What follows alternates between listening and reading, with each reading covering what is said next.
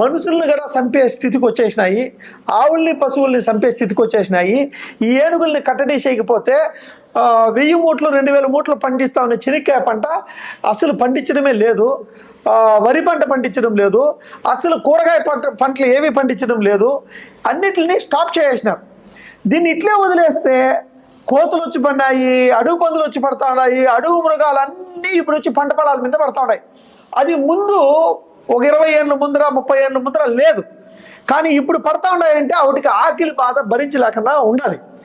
మన ప్రభుత్వాలు ప్రజలకి ఎటువంటి విధంగా పాలనకి మనం ఏమైతే అమౌంట్ కేటాయిస్తామో అదే పనిగా మనం వచ్చేసి ఫారెస్ట్ కూడా కొన్ని ఫండ్స్ అనేది ఉన్నది.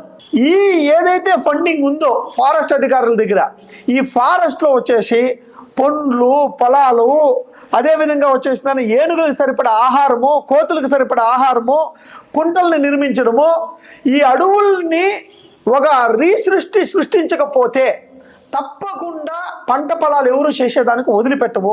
ఆల్రెడీ ఊర్ల మీద పడినాయి, ప్రతి ఊర్లో కోతులు ఉన్నాయి, ప్రతి ఊర్లో వచ్చేసి అడుగు పందులు పడుతూ ఉన్నాయి, ప్రతి పంట పొలాలని నాశనం చేస్తూ ఉన్నాయి.